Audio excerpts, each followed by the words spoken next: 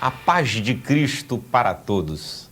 Eu tenho muita certeza que a palavra do Senhor é algo que produz vida, que traz esperança e que nos dá uma nova dimensão do nosso viver.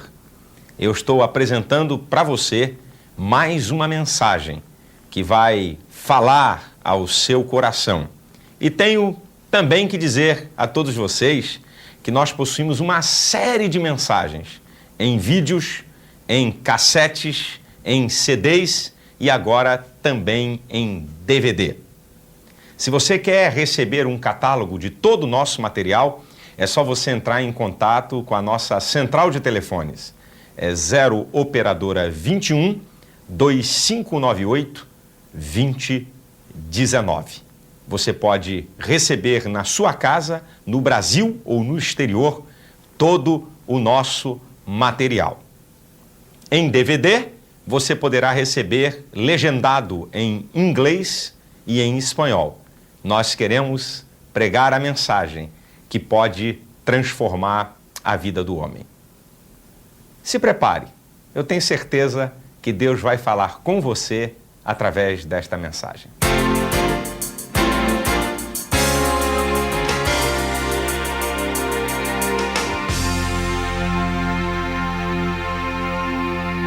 Bem, meus amados, nós vamos tratar de um assunto que ele é até comum a nível da sociedade e no meio evangélico ficou assim muito conhecido como cura interior, os problemas da alma do homem. Quando fala de cura interior, se fala da cura da alma do homem, a alma como centro dos sentimentos, da inteligência e da vontade. E também no meio evangélico, muita gente, até sem um certo preparo, sem um certo conhecimento dessa área, fazendo assim algumas misturas entre o que a ciência fala sobre isso, o que a Bíblia diz. E a gente então quer, pela bondade, pela misericórdia de Deus, tratar desse assunto, trazendo aqui alguma coisa que possa te ajudar a você saber, a você conhecer sobre essa questão dos problemas da alma do homem. E eu quero ler um versículo para deixar como base. O livro do profeta Jeremias, capítulo 17, versículo 9 e versículo 10. Livro do profeta Jeremias,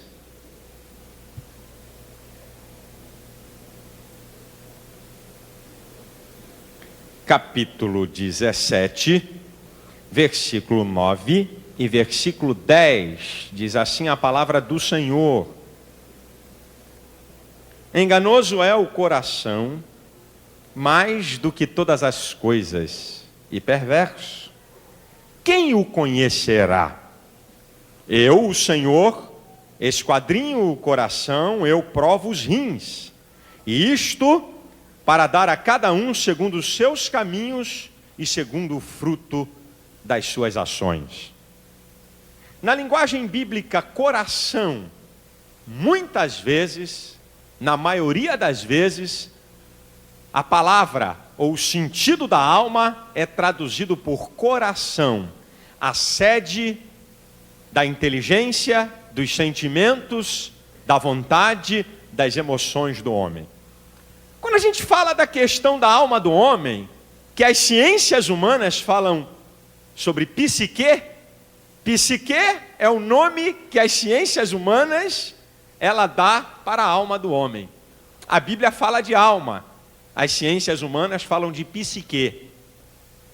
Algumas perguntas a gente tem que fazer quando se trata das questões da alma do homem, do psique do homem. Será que os evangélicos acreditam na ciência? 2.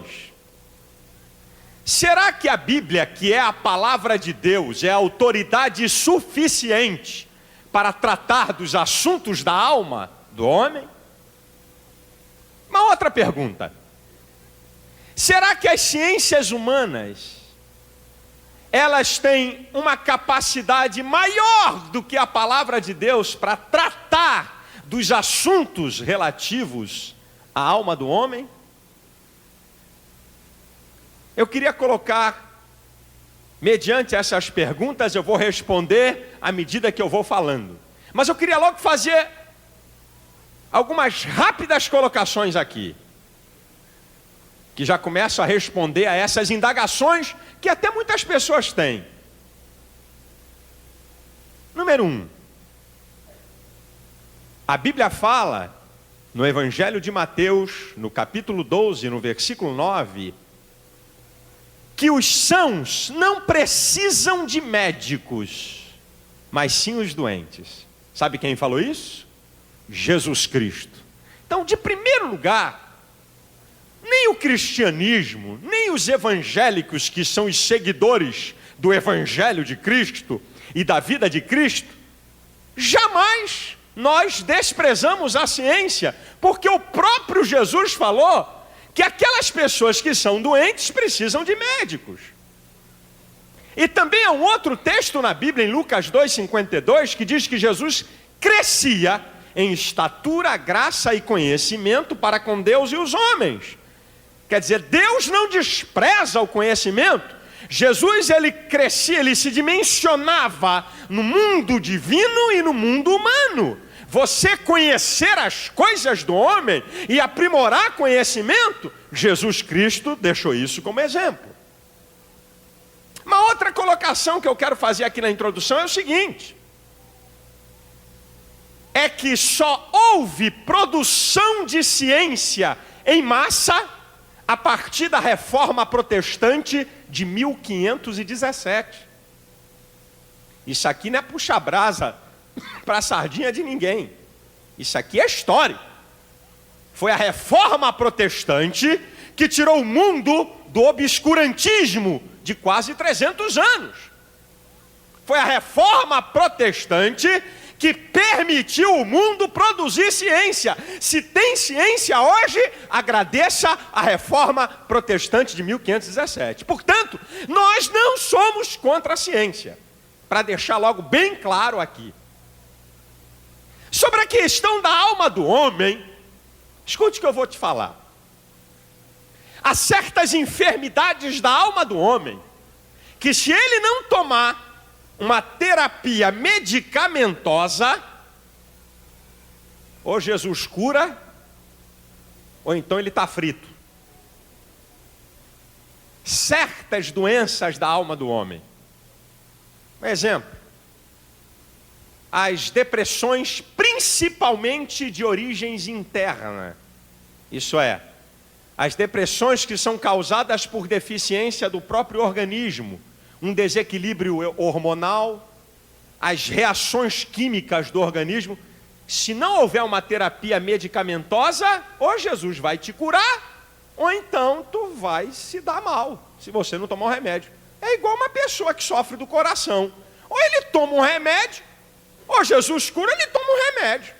Mesma coisa uma pessoa que tem uma doença grave ou crônica nos rins. Ou ele vai tomar uma medicação, uma terapia medicamentosa, ou então ele vai se dar mal. Exemplo também nessa área dos problemas da alma, uma pessoa que tenha um esgotamento físico violento, um esgotamento emocional profundo, não é? Ela pode ter confusões emocionais e mentais, surtos psicóticos. Se não tomar um remédio, ele pode se dar muito mal. Agora, sobre a questão de remédio para as doenças da alma, há de se também chamar a atenção para uma coisa, para se tomar muito cuidado. Porque você pode sair de um problema e entrar em outro: a dependência química. Porque tem muita gente tomando aí os psicotrópicos, não é? E que nem precisam. Porque a pessoa quer fugir daquele sofrimento emocional. Ele não quer ir no foco, ele não quer ir na raiz para resolver. Ele quer ficar aliviado daquele problema. Então ele toma remédio para dormir, remédio para relaxar. Quando no fundo, se ele fosse no foco do problema, ele resolvia. Mas como incomoda a dor, como incomoda a aflição emocional, então toma logo um remédio, porque é um paliativo, quando não vai resolver. E a maioria das pessoas que tomam remédio para os problemas da alma, no fundo não precisavam tomar, porque é uma maneira mais rápida de aliviar certo sofrimento. Agora eu queria deixar uma verdade aqui, que a maioria das doenças da alma não são curadas por remédio. Essa é uma verdade.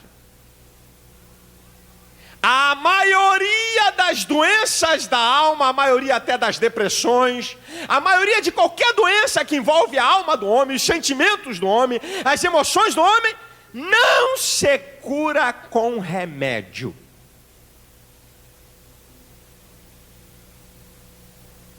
O que pode produzir? Quais são as fontes produtoras das doenças emocionais das pessoas?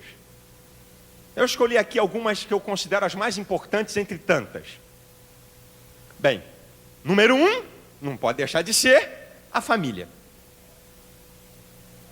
Porque se a família transfere uma herança biológica, sociológica, psicológica e espiritual para o ser humano, como primeira agência socializadora, então a família é responsável, a família é a espinha dorsal da estrutura da personalidade de uma pessoa. Significa que uma família pode transferir coisas boas para uma pessoa e ela tem uma personalidade estruturada, e a família também pode transmitir coisas ruins para uma pessoa e ela tem uma personalidade desajustada. Aqueles motivos: a ausência de figura materna e paterna, pais rejeitadores, dificuldade de se perceber os papéis sociais, ainda mais nessa sociedade moderna. A criança não percebe a diferença dos papéis sociais, né? Tudo isso pode contribuir para que uma pessoa mais tarde, ela vai ter graves problemas emocionais, porque a família transmite essa herança em primeiro lugar. Uma outra fonte que pode produzir problemas emocionais nas pessoas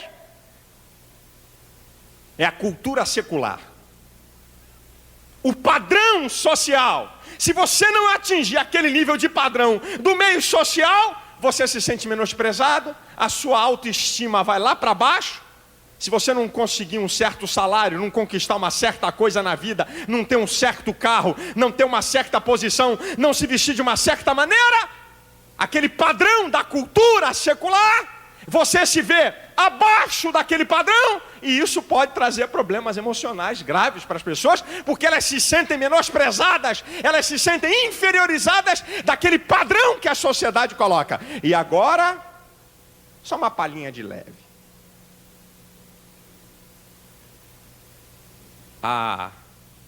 O modelo ocidental de mulher.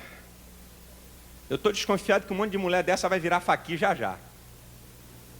As modelos, não é? Magérrimas. Aí isso é o padrão. Aí as meninas começam a copiar esse padrão. E aí a mulher que não consegue esse padrão, daquele modelo, magrinha, toda pequenininha, não sei o que, tem que ser um violãozinho e bababá e tal. E tem que ter um seio, não sei, em pé, mais para frente. Tem um pouco mais aqui.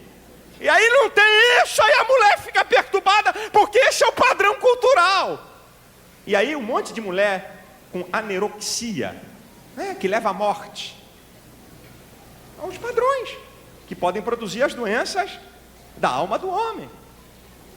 Um outro ingrediente que pode levar a pessoa a ficar com doenças na sua alma é a religião legalista sem graça, que impõe ao homem a obediência cega a regras, e se você desobedecer uma regra, bal para você, já era. Então, eu não posso errar, eu tenho que obedecer. E também, se você não conseguir atingir um padrão de perfeição, tu não está com nada. Então a pessoa vive naquela ansiedade para atingir aquele padrão, porque aquela religião legalista, sem amor, sem graça, impõe a ele, e isso pode gerar doenças na alma do homem. Agora também tem outro fator. Lá em Lamentações 3,39 diz assim: Do que se queixa o homem, a não ser dos seus próprios pecados? Porque se a gente disser que as pessoas têm doenças da alma por causa da família, da cultura secular e da religião, a gente exime o homem de responsabilidade. Mas nós somos seres dotados de inteligência, de vontade própria, de sentimentos, de livre-arbítrio. Então, o homem também é responsável quando ele faz escolhas erradas, quando ele toma posições erradas. O homem mesmo, a pessoa mesmo, não tem nada a ver com família, não tem nada a ver com cultura secular, não tem nada a ver com religião legalista. A própria pessoa, por tomar atitudes erradas na vida, por ter procedimentos errados na vida, elas podem também arrumar um monte de doença na sua área emocional, no que tange a alma do homem. Agora escute o que eu vou dizer para vocês. Em quinto lugar, o que pode, como fonte produtora das doenças da alma do homem? O homem ter abandonado Deus. A Bíblia fala em Romanos 1:28, como não se importaram em ter conhecimento de Deus, Deus os entregou a um sentimento perverso para fazerem coisas que não convêm. Olha que coisa tremenda isso aí. O homem hoje vive aquela deidade do homem. O homem é Deus, o homem pode tudo, o homem faz tudo. Que Deus absoluto o quê? Tudo é relativizado. Cada vez que o homem despreza a Deus, aí Deus também entrega ao homem a seus sentimentos perversos. Sentimentos, alma. Sentimentos, uma faculdade da alma, a sentimentos perversos, com certeza vai gerar um monte de doença. Agora, meu amado, para os meus amados cristãos que estão aqui, sabe quais são as duas principais causas de cristãos estarem com doenças emocionais? Eu vou dizer para os senhores aqui. As duas principais causas de cristãos com doenças emocionais. Número 1, não saber lidar com a graça de Deus. O que é graça? É favor imerecido. Ninguém merece nada. Deus simplesmente deu perdão e deu amor. As pessoas têm dificuldade de lidar com isso. Como eu fiz tanta coisa e vou ser perdoado sem pagar nenhuma pena? Simplesmente Deus me perdoou? Não, eu tenho culpa nesse negócio. As pessoas vivem com culpa, vivem com falta de perdão, vivem se culpando o tempo inteiro, porque elas não podem entender e compreender a grandeza da graça de Deus, que diz: simplesmente eu te perdoo. E como elas têm dificuldade em receber a graça, elas vão ter dificuldade em doar a graça. Isso é, de perdoar as pessoas que fizeram mal, de amar as pessoas que fizeram mal. Ela não sabe nem receber e ela não sabe nem doar. Porque ela também, na cabeça dela, é o seguinte: esse camarada aí me fez mal, ele também tem que pagar uma pena. Porque eu acho que eu tenho que pagar uma pena, que Deus não pode me perdoar assim. Então esse que também me fez mal, vai ter que pagar alguma coisa. As pessoas, muitas vezes na igreja, não entendem e não compreendem a grandeza, a profundidade, a magnitude da maravilhosa graça de Deus sobre nós. E como elas não entendem isso, também não sabem doar isso. Aí ficam amarguradas, ficam com o coração cheio de amarguras, com o coração ferido, com sentimentos maus em relação àquelas pessoas que na sua história de vida as machucou. As pessoas não sabem vivenciar a graça com seus sentimentos de perdão, de amor, de renúncia e de tolerância. Não sabem vivenciar a graça no seu dia a dia. Não sabem nem receber, nem tão pouco doar. Problemas na alma. Pessoas amarguradas. Pessoas com baixo autoestima. Pessoas complexadas. Pessoas inferiorizadas dentro da igreja. A questão não é o cristianismo, a questão não é Jesus, A questão são elas próprias que não sabem lidar com isso. E sabe qual é o segundo motivo? Que tem levado muita gente, muitos cristãos a ficarem com doenças emocionais? A tentativa de espiritualizar tudo. Uma pseudo-espiritualização. Gente que tem comportamento como se não fosse humano. Gente que não chora. Gente que não fica triste nunca. E gente que quer apresentar uma coisa que é mentira. O filho morreu. Glória a Deus, meu filho morreu. Aleluia. Vai estar pertinho do Pinel. Está faltando um tiquinho só para ir. Que isso, rapaz? Não, porque eu sou crente, eu não posso ficar triste, porque o crente não fica triste. Eu não posso ficar de cabeça baixa. Eu não fui feito para ser cauda, mas para ser cabeça. Eu tenho que ser vitorioso em tudo. Não! Você é ser humano, você tem direito a vivenciar os momentos maus, você tem direito a ficar triste, porque mesmo você sendo crente em Jesus, você não deixou de ser uma pessoa humana que tem defeitos e limitações. E muita gente tem uma pseudo-espiritualização de que pensa que ele é mais santo do que todo mundo e que ele é anjo e tal. E aí ele coloca uma camisa de força em volta do problema, mas o problema está lá, a ferida está lá. E ele não move aquilo. E a ferida vai aumentando, porque ela não foi curada, ela não foi tratada. E daqui a pouco, o cara vai para onde? Blá, blá, blá, blá.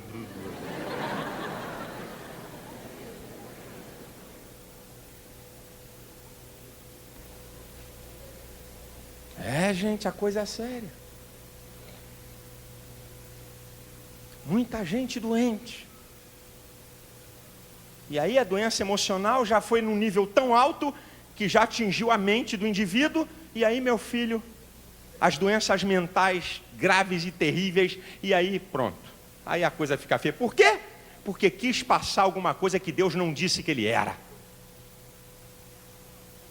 Mas, pastor, o senhor falou que a maioria das doenças da alma não são tratadas com remédio. Sim. Então, será que as psicoterapias, elas são mais eficazes do que a palavra de Deus? Será que Freud, Carl Roger, Erich Fromm, Sullivan e tantos teóricos das ciências humanas entendem mais de homem do que Deus? É ruim.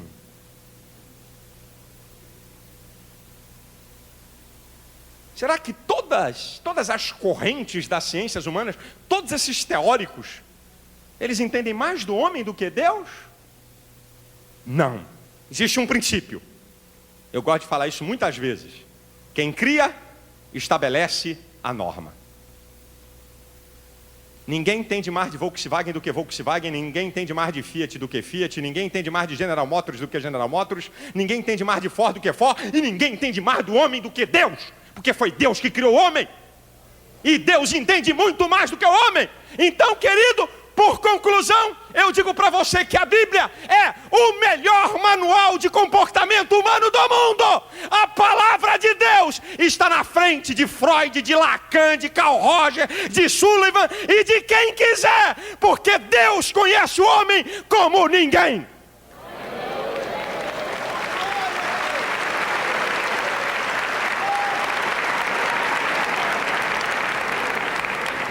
Em nenhum momento eu estou querendo aqui menosprezar a contribuição do conhecimento e das ciências humanas, mas eu estou colocando aqui quem é que tem prioridade. E eu vou provar que muitas delas copiam coisas da Bíblia que a Bíblia fala muito tempo antes. Querem ver? Vamos para o mais famoso, que é Freud.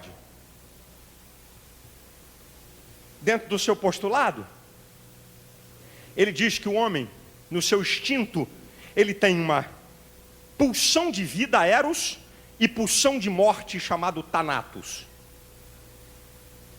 Ao mesmo tempo que o homem tem aquele instinto de preservação, de viver, ele também tem um instinto de autodestruição.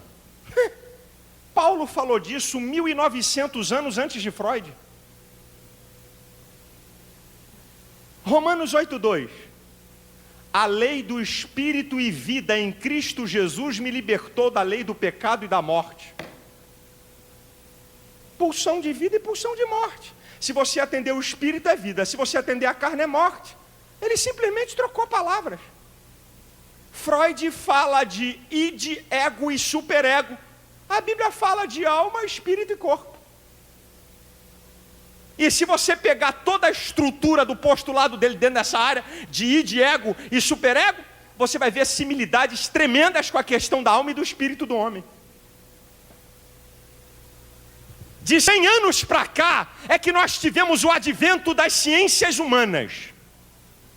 O advento, as várias posturas teóricas. E aí, chegou-se à conclusão que o homem é uma unidade psicossomática. Eu explico para você. Espírito, alma e corpo estão interrelacionados. Isso é, uma doença no teu corpo não significa simplesmente que há um defeito naquela parte do organismo. Poderá significar que você tem um problema emocional que atingiu o seu fígado, que atingiu os seus rins, que atingiu o seu coração, as famosas doenças psicossomáticas, né? Psico, mente, soma, corpo. O homem é uma unidade psicossomática. Agora, com a descoberta, o camarada está canceroso. Esse câncer não significa que possa ser uma deficiência do organismo. Pode ser consequência de um problema do psique, da alma do homem. Meu filho, a Bíblia sempre tratou o homem como uma unidade psicossomática desde a criação. Quando Deus criou o homem, disse, olha, eu, pessoa, Elohim, faço pessoa. O que é ser uma pessoa? Pessoa tem que ser inteligência, tem que ter inteligência, uma pessoa tem que ter sentimentos, uma pessoa tem que ter vontade própria. Deus sempre olhou para o homem e para o todo, nunca olhou para pedaço de homem. Você quer ver? Olha, é sensacional a Bíblia, minha gente. Você quer ver doenças psicossomáticas que a Bíblia fala há mais de 3.000 anos? O que as ciências humanas estão falando agora de 100 a 120 anos, a Bíblia já fala há mais de 3.000 anos. Sente só essa. Salmo 73, versículo 21. O meu coração se azedou, sinto picadas nos rins. Coração, alma. O meu coração se azedou, sinto picadas nos rins, olha lá. O problema dos rins dele era por causa do coração, psicossomático. Provérbios 14, 30. Um coração com saúde é vida da carne, mas a inveja apodrece os ossos. Inveja, sentimento que está ligado à alma do homem. Ossos, corpo, psicossomático. A inveja, cuidado, hein? Pode fazer o osso ficar podre, hein, filho? Abre teus olhos aí, viu, queridinho? Você quer ver outra? Provérbios, capítulo 17, versículo 22. O coração alegre serve de bom remédio, mas o espírito abatido secará os ossos. Gente, isso é lindo, isso é Bíblia. Isso foi dito há quase 3.000 anos atrás, quando ninguém ainda estava de maneira profunda entrando na área do interior do homem. E a Bíblia sempre falou da alma do homem, a Bíblia sempre falou do interior do homem, em toda a história da palavra de Deus, que compreende um período de 4.000 anos de história, pelo menos.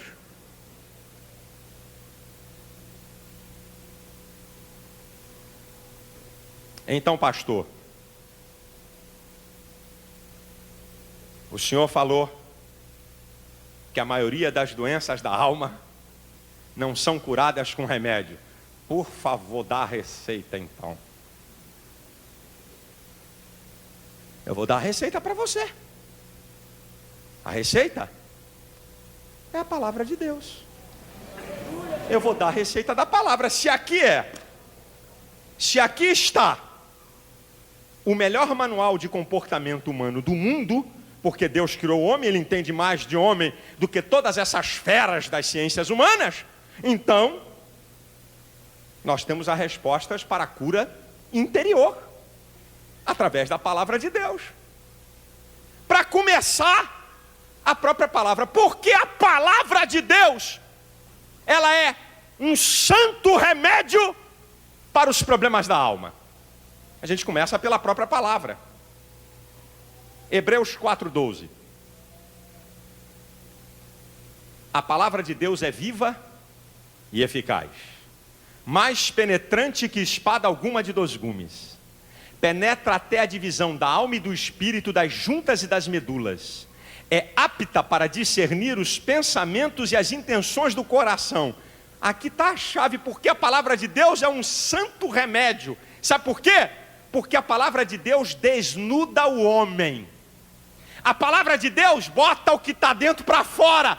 Quando você lê a palavra de Deus penetra onde Freud desejaria profundamente penetrar. Lá na divisão da alma e do espírito, a parte mais profundíssima do ser, que nenhum terapeuta consegue saber onde é que é, nenhum homem, nenhum intelectual desse, mas Deus sabe até onde é. E aí Deus traz aquilo que está lá no profundo, mais profundo do que o meu inconsciente, e coloca na minha frente: aqui, meu filho, onde você tem que acertar. Olha aqui o que está provocando isso em você. Olha aqui, olha o que você está pensando que está errado. Oh, aleluia! A palavra de Deus, ela é uma fonte terapêutica formidável, porque ela trabalha lá no íntimo do homem e traz para fora. Quando a maioria das doenças emocionais é porque a pessoa está recalcando.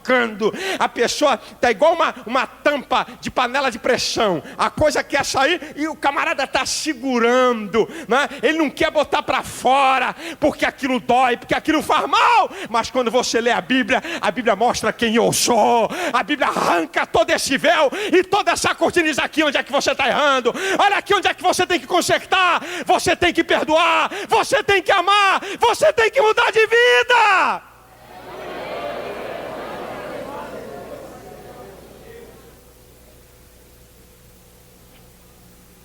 A partir da palavra, nós temos a receita de algumas coisas que as ciências humanas falam hoje, que a Bíblia já está tratando há um tempão. Você quer ver? A receita. Eu vou dar aqui alguns ingredientes para a cura interior. Sabe qual é a receita da Bíblia? Analise. Faça uma análise introspectiva. Por que você está assim? Ele começou a analisar o seu interior. Ele começou a analisar: por que eu estou assim? Por que estás abatido, ó minha alma? Por que você está perturbada? Ele começou a fazer uma análise introspectiva dos fatos. Pode ser que quando você começar a mergulhar para dentro de você, você mesmo descubra a causa que está levando você a esse estado de coisas. Pode ser. E você tem até a própria solução. Outras vezes você pode mergulhar para dentro de você e você descobrir as causas e não ter nenhum meio para sair daquela situação. Aí o salmista mostra uma coisa linda. Ele deu um mergulho introspectivo. Por que estás abatido, ó minha alma? Por que tu está perturbado dentro de mim? Ele começou a ver as causas. E ele disse: eu não tenho meio de sair dessa. Mas ele faz a seguinte declaração: eu não posso, mas minha alma espera em Deus, eu ainda o louvarei. Eu sei que Deus tem uma saída para esse meu problema.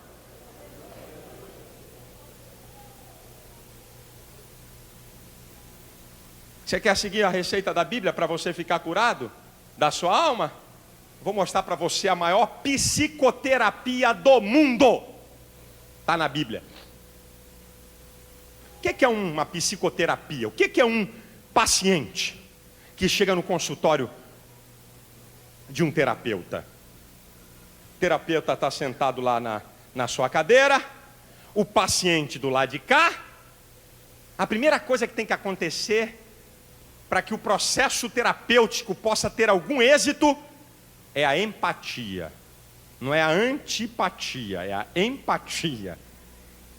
Formar vínculos. A pessoa diz assim: gostei desse cara. Esse cara aí é bom. Cria um vínculo. Agora, se o paciente sentar na cadeira e olhar para o terapeuta e dizer: não gostei do cabelo dele, não fui com o bigode dele, ele vai se fechar. Já começou a fracassar o processo terapêutico. Tem que haver uma empatia. Segundo lugar, por que as pessoas procuram os terapeutas? Porque, na verdade, quando as pessoas começam a falar, começa o processo da cura. Porque através da verbalização, você faz o quê? Você coloca para fora sentimentos ruins. Você coloca para fora aquilo que está preso, que está te machucando. Então, através da verbalização, começa a cura. E é por isso que muitas vezes o camarada vai para um consultório de um terapeuta, passa 50 minutos lá, e o terapeuta está assim, olhando para ele, dizendo sim, o que mais? Mas como é que é esse negócio dessa briga do teu pai, hein? Aí dá uma palavrinha lá no meio. Aí quando dá 50 minutos, ele... Acabou o seu tempo, volta a semana que vem. Aí a pessoa diz, rapaz, que terapeuta fantástico. Eu estou até leve. Simplesmente o terapeuta te ouviu. É porque quando você começou a falar, você começou o processo da cura. Agora tem outro detalhe. O terapeuta, ele não é onipotente nem onipresente. Você começa a falar, ele vai formular uma hipótese sobre o seu problema para tentar te ajudar. Porque o terapeuta não é o dono da verdade para resolver o problema. Ele pode espelhar para você, ajudar você a você sair da situação. Só que ele pode errar. Agora escute. Quando você dobra o seu joelho para orar, você começa a falar. E com Deus nunca tem antipatia, sempre é empatia, porque Deus é amor, Deus é bondade, Deus é maravilhoso, Deus é gracioso. Então quando você dobra o seu joelho e começa a falar da tua vida, falar do que está dentro da tua alma, começou o processo da cura. Mas só que tem uma coisa, o Deus que está te ouvindo, Ele possui todo o poder. Ele possui a onisciência, Ele conhece tudo, Ele possui a onipresença e Ele pode resolver o problema da tua alma. Ele pode ir lá na ferida e curar aquilo que está te amargurando.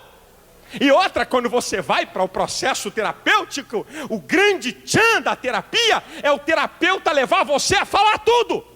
E dentro dessa fala, daqui a pouco você tem uma coisa chamada ato falho. Você está falando, blá, blá, blá, bum, daqui a pouco solta uma coisa que você não queria soltar, mas soltou. E o terapeuta, com a sua prática, a sua inteligência, pega aquilo para poder ir puxando. Então, o grande tchan da terapia é o máximo que você puder falar e jogar para fora.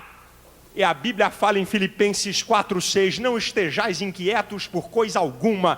Antes, as vossas petições sejam em tudo conhecidas diante de Deus, pelas orações e súplica com ações de graça. Quando você dobrar o teu joelho, pode contar tudo para Deus, pode falar tudo que está te machucando, sem ter medo, sem ter vergonha, você pode falar. Agora escuta uma outra coisa que acontece na terapia, uma coisa que o paciente faz, sabe o que é? Transferência. O paciente, ele joga tudo em cima do terapeuta. Sabe o que o terapeuta tem que fazer? Para ele não ficar doente? Uma contratransferência. Ele aceita aquela carga emocional e daqui a pouco espelha para o indivíduo. Toma aqui que é teu presente, filho. Não é meu, não. Ele fica no lugar só para o cara descarregar e devolve. Agora, com Deus, não. A Bíblia fala em 1 Pedro 5,7, lançando sobre ele toda a vossa ansiedade, porque Ele tem cuidado de vós. Pode transferir tudo para Ele, que Ele vai cuidar de você. Ele não vai fazer contra-transferência nunca. Ele vai assumir tudo, porque Ele tem capacidade e poder para isso. Agora a Bíblia me mostra o poder da oração. Como a oração é um santo remédio para os problemas da alma. E eu vou citar um salmo que mostra um indivíduo numa depressão poderosíssima, profundíssima. E como é que ele sai dessa através da oração? É o Salmo 116. Os 10 primeiros versículos. Olha o que diz. Amo ao Senhor, porque Ele ouviu a minha voz e a minha súplica. Porque inclinou para mim os seus ouvidos. Portanto, invocá-lo-ei enquanto viver. Cordéis de mortes me cercaram. Olha o que ele está falando, hein? Angústias do inferno se apoderaram de mim. Encontrei aperto e tristeza. Então clamei o nome do Senhor, dizendo: ó Senhor, livra a minha alma. Vou parar aqui. Você está vendo o que está acontecendo? Cordéis de mortes, olha, depressão profundíssima.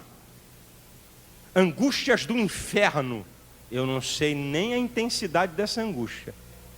Se apoderaram de mim, encontrei aperto e tristeza. Ele estava no último túnel do estágio da depressão mais profunda. Então ele vai orar, ele vai clamar a Deus. Então invoquei o nome do Senhor, dizendo: ó Senhor, livra minha alma. Agora vê o que vai acontecer com ele. Piedoso é o Senhor e justo. O nosso Deus tem misericórdia. Ele guarda os simples. Estava abatido, mas Ele me livrou. Volta minha alma para teu repouso, porque o Senhor te fez bem. Livrou a minha alma da morte, os meus pés da queda e os meus olhos das lágrimas. Andarei perante a face do Senhor na terra dos viventes. Criei e por isso falei. Olha agora a conjugação verbal. Estive muito aflito, não estou mais. Eu estive, não estou mais. Eu estive, não estou mais. Sabe por quê? Porque o Senhor tem poder de curar a depressão, de curar a angústia, de curar a tristeza, de curar o aperto.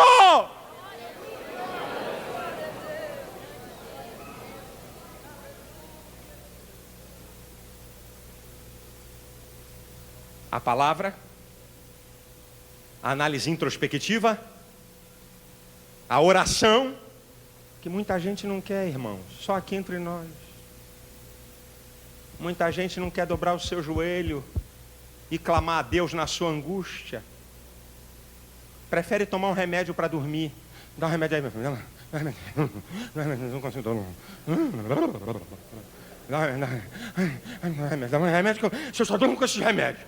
O médico não passou, o pessoal já sabe até o nome dos psicotrópicos todos e vai lá na farmácia e compra e enche a cara. Ele sabe que se eu tomar o de 50 miligramas, se eu tomar 2 ele me arrebenta. Se eu tomar 1, eu não consigo dormir, porque 1 não está nem mais fazendo efeito, tem que ser 2 agora. 2 é que me derruba, 1 é café pequenininho para mim. 1 é bobagem.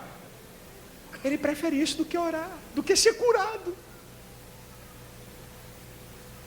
A palavra, a análise introspectiva, a oração, mas a Bíblia tem mais receita. Para a cura dos problemas da alma, os relacionamentos pessoais. Rapaz, é lindo você entender por que Deus construiu a igreja. Porque Jesus construiu a igreja. O que significa igreja?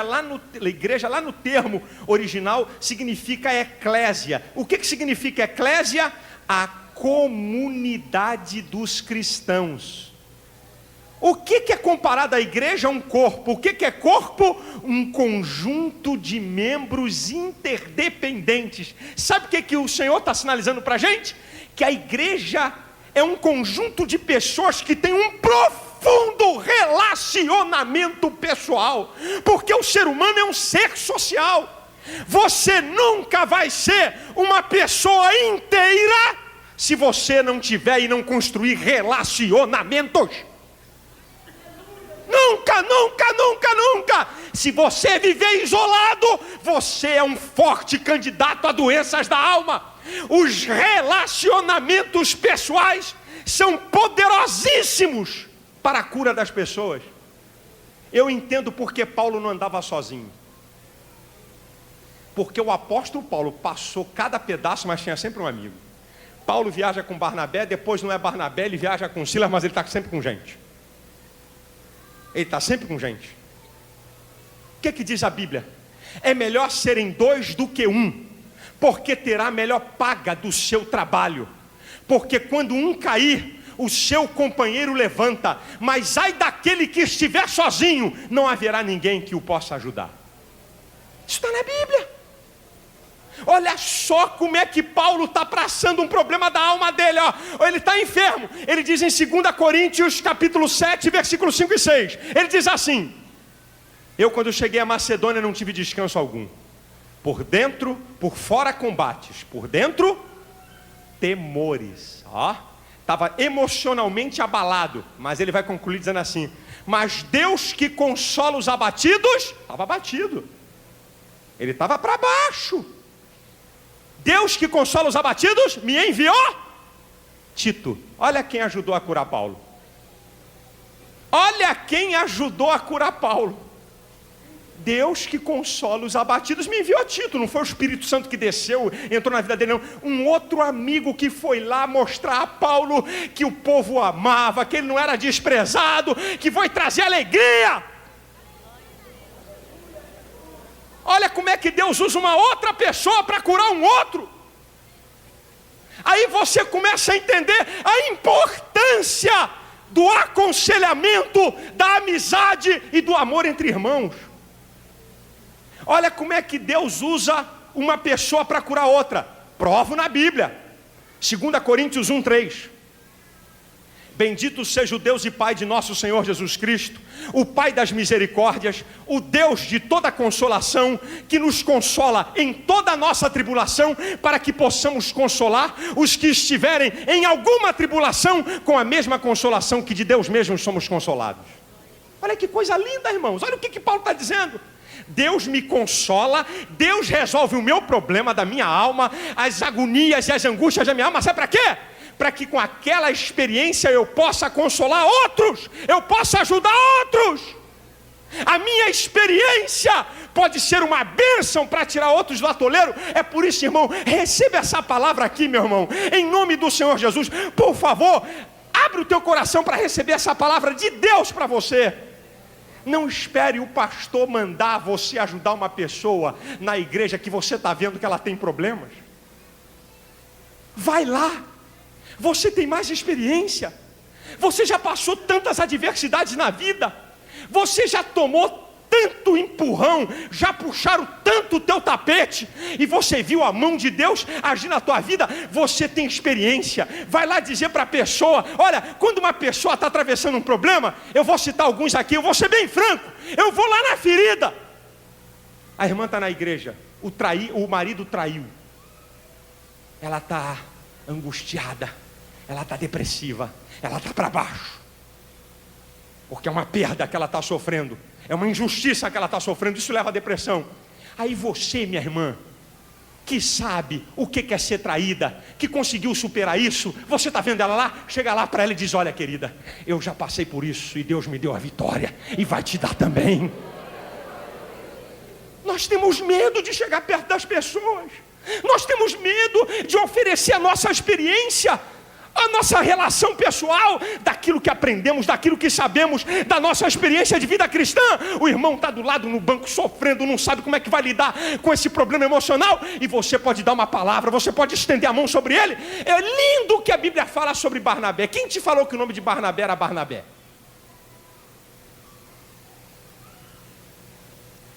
A Bíblia fala em Atos 4:36 que havia um discípulo por nome José, cognominado Barnabé.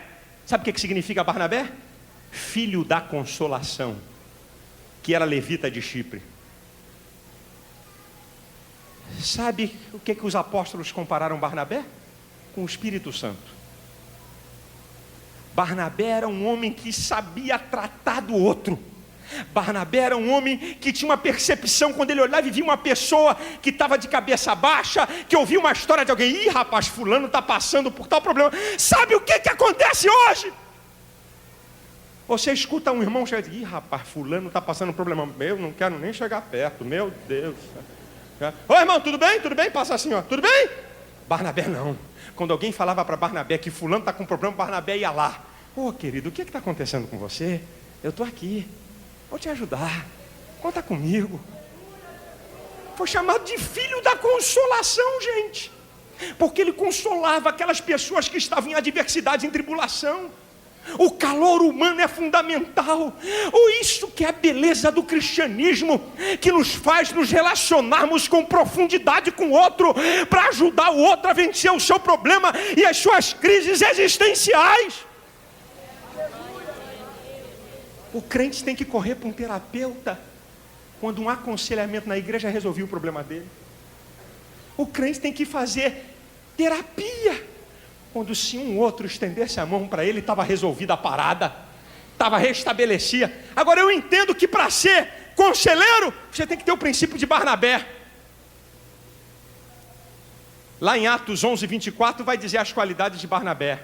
Barnabé era um homem de bem, cheio de fé e do Espírito Santo. Olha, era um homem bom, segundo algumas traduções. Era uma pessoa boa, mas cheio de fé, cheio do Espírito Santo. Agora, sabe o que está acontecendo também no nosso meio? É que quando vê um outro com um problema, sabe o que eu tenho visto? Teu marido te traiu? Dá um chute nesse vagabundo mesmo. Não aguenta isso não, viu? Meu Deus do céu! A pessoa está pedindo socorro, a pessoa está pedindo ajuda, aí vem um outro lá para dar um empurrão, para botar o camarada no atoleiro, meu Deus. E tem gente, desculpa, isso é instrumento do capeta, que fica olhando quem está com problema para vir com piadinha, com pilhéria, para deixar a pessoa mais ferida ainda. Quando nós se aconselhássemos, se dessemos uma palavra, se estendesse a nossa mão, nós poderíamos curar muita gente que entra aqui doente.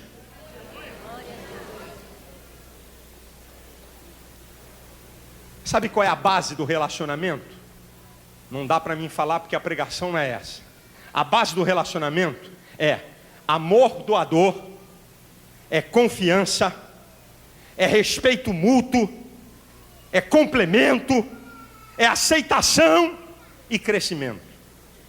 Se você não está disposto a isso, você não tem condições de se relacionar para ajudar o outro. Essa é a base. Você tem que se doar. Você tem que respeitar. Você tem que completar aquela pessoa. Os relacionamentos pessoais, irmãos. Jesus levantou a igreja para a gente ser amigo um do outro. Jesus levantou a igreja para a gente ter a confiança de chegar para o irmão e dizer: me ajuda, porque a minha ferida está me machucando. Eu estou chorando, eu estou gritando, e eu tenho medo de falar, porque senão vão fazer pilhéria com meu nome, senão vão rir da minha cara, senão vão debochar. Oh Deus, oh Espírito do Senhor, mostra-nos a importância que temos para ajudar o outro que está doente, que está sofrendo, que está angustiado, que está depressivo. Nós temos o remédio que pode salvar.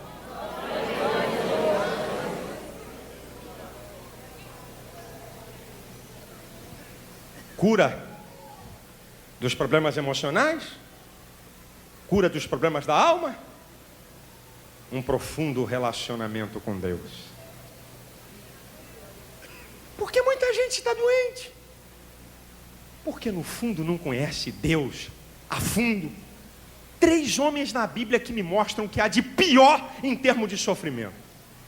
E quando eu faço um exame que a gente que conhece essa área, que trabalha nessa área, um exame de anamnésia, onde você vai fazer um histórico da vida daquela pessoa. Eu chamo José, Jó e Paulo. Eita ferramenta! José, na adolescência, é vendido pelos irmãos. Perda, injustiça, tudo para ser depressivo. Vai para a casa de Potifar, é traído na casa de Potifar. Perda, injustiça, mais depressão, mais angústia. Vai para a cadeia, ninguém se lembra dele, mais depressão, mais angústia. Mas você não vê isso na vida de José. Você não vê isso na vida de José. E quando José chega diante de Faraó, Faraó percebe: haveria alguém que tem o espírito de Deus como esse? Faraó, o ímpio, reconheceu que havia algo especial em José. Aí você vai descobrir a história de José, de todos aqueles 15 anos de rejeição, de perda, tudo para ser um potencial depressivo, angustiado, rabugento, chato, isolado. Quando ele dá o nome dos seus filhos, ele chama seus filhos de Manassés e de Efraim. Esquecimento e prosperidade. Ele sabia que Deus ia mudar a história dele. Ele sabia que Deus estava com ele, ele não se abalou, ele não entrou em depressão, ele não viveu um depressivo crônico, porque ele sabia, ele conhecia o seu Deus. Jó, meu irmão, chama um psiquiatra e pergunta por que muita gente está no pinel. Porque teve uma perda tão violenta na vida, e ele não teve estrutura emocional e mental para suportar aquilo, e surtou, pirou. Camarada era rico, milionário, de um dia para o outro, perdeu tudo assim, Brum! Camarada não tem estrutura emocional. Pronto, foi embora. Não tem estrutura. Quantos? Jó, o homem mais rico do Oriente, ele perde num dia só 3.000 camelos, 7.000 ovelhas, 500 juntas de boi, 500 jumentas e os 10 filhos morrem. Tudo numa hora só. Esse homem era para ter surtado. Isso é, perdeu o sentido de domínio de existência. Fica louco de tal a gravidade, o choque emocional e a perda violenta. Mas quando você vê a história de Jó, no capítulo 1, versículo 5, você vê que Jó oferecia sacrifícios ao Senhor continuamente. Ele tinha um profundo relacionamento com Deus. E depois dele ter perdido tudo isso, Deus ainda permite o diabo botar uma maldita de uma chaga maligna da cabeça do pé à planta, da cabeça à planta do pé, e ele tinha que se coçar com um caco, feridas profundas. O cheiro podre da carne dele era 30 metros. Esse homem era para amaldiçoar ou se matar. De tal o sofrimento. Mas esse homem tinha ele sabia tanto quem era o Deus dele, que ele diz: eu sei que o meu Redentor vive, e que por fim se levantará sobre a terra. Ainda que a minha carne seja consumida, nos meus ossos verei a Deus. Muita gente no meio do povo de Deus com problemas emocionais, porque no fundo não tem um profundo relacionamento com Deus. E Paulo, esse era para ser um complexado na vida. Eu consenti na morte de Estevão. Eu consenti na morte de irmãos. E agora? Eu tenho culpa. Eu sou culpado. Eu sou culpado. Eu sou culpado. Paulo. Ele diz: olha, eu sei em quem eu tenho crido. É poderoso para guardar o meu depósito até aquele dia. Uma outra coisa que pode curar os problemas emocionais, a receita da Bíblia, o poder do pensamento. Eu já preguei aqui sobre isso, não vou pregar de novo. O poder do pensamento. É no pensamento que articulamos as nossas ideias, que vão dirigir as nossas ações. É por isso que Paulo diz em Filipenses 4:8, quanto ao mais, irmãos, tudo que é honesto, tudo que é verdadeiro, tudo que é justo, tudo que é puro, tudo que é amável, se há algum louvor, se há alguma fama, nisso pensai. Pense em coisas boas. É isso que a Bíblia está falando. Pense nas coisas boas, porque a tua mente é que vai comandar todo o teu ser. Se você só tem pensamento mal, você vai informar a tua alma aquilo de mal que você está articulando no teu pensamento. E Paulo está dizendo: olha, pense naquilo que é bom. Ele diz: olha, quanto ao mais, irmãos, pense no que é amável, pense no que é puro, pense no que é justo, pense no que é verdadeiro, pense naquilo que tem algum louvor, que tem alguma virtude, pense nisso, ocupe a tua mente com coisas boas. É a receita da Bíblia para curar os problemas da alma. Quer ver outra? Viva cada dia. Receita da Bíblia. O que Jesus falou em Mateus 6,34? Não estejais inquieto pelo dia de amanhã, basta cada dia o seu próprio mal. Ai, mês que vem, o mês que vem. Ai, o mês que vem. Aí não dorme. E aí fica abalado, e o sistema nervoso dele está a 1000 por hora, e não consegue dormir, e daqui a pouco está cheio de problema, cheio de doença, porque vive numa ansiedade. E aí a Bíblia diz no Salmo 118, versículo 24, este é o dia que fez o Senhor, regozijemo-nos e alegremos-nos nele. Viva cada dia, querido, senão você pode ficar doente. Quer ver uma outra coisa? Eu já vou terminar. Uma receita da Bíblia para curar as doenças da alma, para cura interior. Tem uma boa visão da vida. Jesus falou isso em Mateus 6,22. Se os teus olhos forem bons, todo o teu corpo terá luz. Se os teus olhos forem maus, todo o teu corpo será tenebroso. A maneira que você percebe, essa ferramenta, rapaz, que desemprego miserável é esse? Tá feia a coisa, eu não vou conseguir não. Já está dizendo que não vai conseguir. Tá difícil mesmo, tá feia a coisa mesmo, e toda hora só vê ruim. Pastor, 16% da população desempregada. Só em São Paulo tem 1.723.000 pessoas desempregadas. Quem sou eu para conseguir um emprego? Eu não sou nada, eu sou pequenininho, eu sou isso e aquilo. Tá frito. assado na chapa sem um pingo de gordura. Vai tostar, meu querido, porque você tem uma visão ruim da vida, vai atrair tudo para você. A maneira que você vê vai refletir no teu interior. O teu corpo terá luz ou o teu corpo será tenebroso, escuro, lá na tua alma. Pessoas doentes porque só vê mal, só vê pessimismo, só transfere isso, gente. E em último lugar, tem tantas coisas que a Bíblia me mostra que pode curar as doenças da alma do homem. Viva a graça de Deus. Aqui, irmãos, sabe o que um terapeuta faz para te ajudar?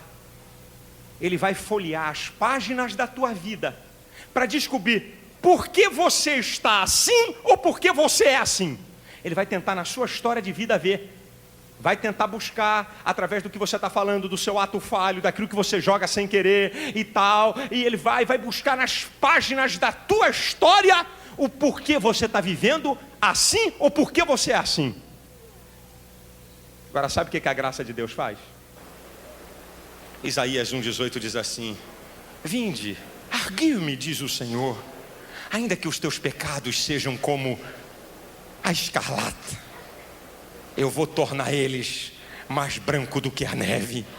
Ainda que sejam vermelhos como o carmesim, eu vou tornar como a branca lã. Aí o profeta Miqueias, ele vai dizer também uma outra coisa interessante. Ele vai dizer: olha, dos teus pecados o Senhor vai jogar lá no fundo do mar. Hebreus 10:17 diz assim: dos teus pecados eu não me lembrarei mais.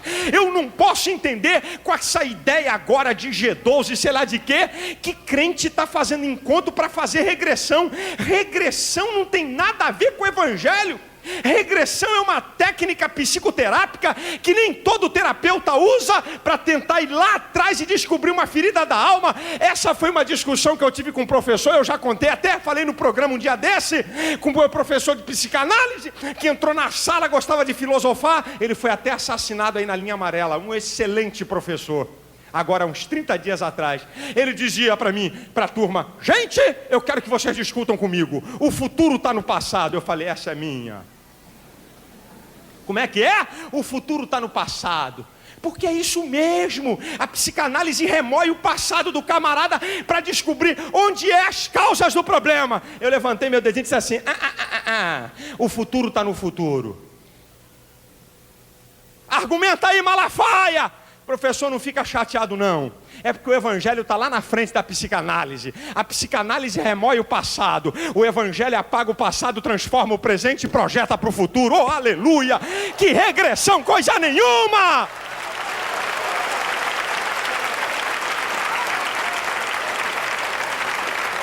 Que fazer regressão, o quê? Vamos aqui, irmãos, vamos dar as mãos aqui agora. Dá a mão aqui, vamos começar. Pense quando você tinha, Matias, 30 anos de idade. Vamos lá. Um dia desse, foi um dia desse. Vamos lá. Agora, Matias, pensa você com 15 anos. Legal. Ainda não é aqui. Vai mais atrás. Você com 8. E agora, lembra você com 1 ano. Parar com isso, conversa fiada. O meu passado é apagado pelo poder do evangelho, pelo poder da graça.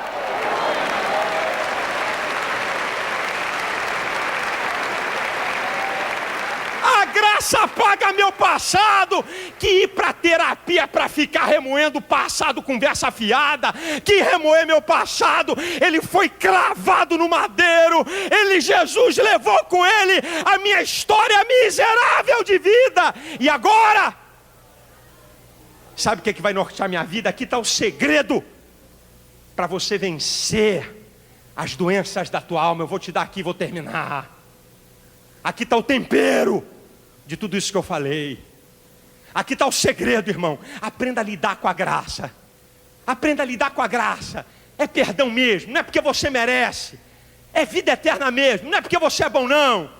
É Deus te protege e te ama mesmo, não é porque você é mais santo não. Deus resolve teu problema mesmo, porque Ele tem poder e ama você. Agora olha o molho disso tudo. Enquanto a vida do homem sem Deus, sem graça, favor imerecido, deixa eu repetir, o favor de Deus para salvar o homem é norteada por tristeza, por complexo de inferioridade, por depressão, por angústias, sabe qual é o norte agora da vida daqueles que estão cheios da graça? Paulo diz em 1 Coríntios 13:13: agora, pois, permaneça a fé, o amor e a esperança. O maior destes é o amor. Aqui está, irmãos, é isso que vai nortear a nossa vida. Se você tiver uma vida norteada pela fé, pela esperança e pelo amor, meu filho, a depressão vem, mas vai ter que sair correndo. A angústia vem, mas vai ter que ir embora. Que pequeno, coisa nenhuma, eu sou filho do rei. Deus vai me dar a vitória. Eu tenho esperança que a minha vitória está ali na frente. A coisa está feia agora, mas Deus tem uma vitória para mim. Oh, querido, a fé, o amor, a esperança permaneça. Eu quero ver a depressão chegar em você. Eu quero ver o complexo de inferioridade chegar em você. Eu quero ver a angústia chegar em você. Você vai vencer, porque o que norteia a nossa vida é a fé, é o amor e a esperança. E só quem pode dar isso é o Senhor Jesus.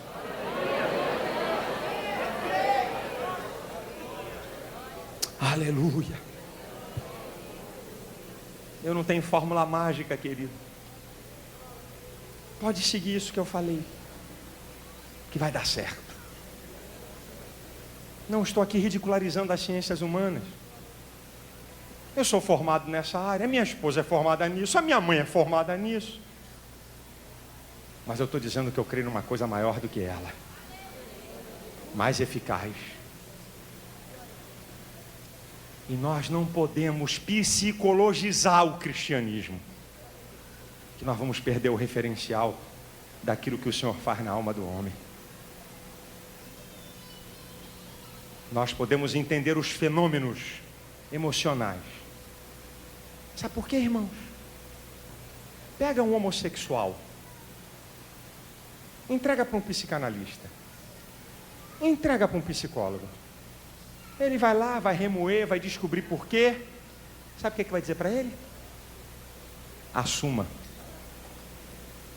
Aprenda a lidar com a sua homossexualidade. O camarada está ali com todo desarrumado, a sua estrutura de personalidade cheia de conflito, pedindo socorro. Vão dar a ele o porquê ele chegou ali e vão dizer para ele: meu filho, aprenda a lidar com a sua sexualidade. Agora vem um homossexual para o Evangelho. Sabe o que diz a Bíblia? Eu só quis citar isso. Traz para o Evangelho. Sabe o que vai acontecer? Eu estou só mostrando uma coisa que não tem ciência humana que resolva a parada. E não resolve a parada, resolveram fugir. Assuma. Afinal de contas, essa é a sua sexualidade. Mas sabe o que Paulo diz? A cidade de Corinto era dominada por isso, prostituição e homossexualismo. Aí Paulo diz assim, presta atenção, 1 Coríntios 6, versículo 10 e 11 diz assim: não erreis, nem os devassos, nem os idólatras, nem os adúlteros, nem os efeminados, nem os sodomitas. Aqui está falando do homossexualismo ativo e passivo. Nem os ladrões, nem os avarentos, nem os bêbados, nem os maldizentes, nem os roubadores herdarão no reino dos céus. Agora olha a conclusão que ele vai dar no versículo 11. E é o que alguns têm sido. O que eles têm sido? Sodomitas, efeminados, adúlteros, ladrões. E é o que alguns têm sido. Mas haveis sido lavados, mas haveis sido santificados, mas haveis sido justificados em nome do Senhor Jesus e pelo Espírito do nosso Deus. Mudança, transformação. O Evangelho está na frente, meu irmão. O Evangelho, Deus tem as saídas da vida que você precisa, amigo. Deus tem todas as respostas para o anseio da tua alma. A palavra de Deus responde a todas as perguntas relativas à alma do homem e te apresenta um caminho de vitória. O nosso Deus pode curar todos os problemas da alma do homem do seu interior.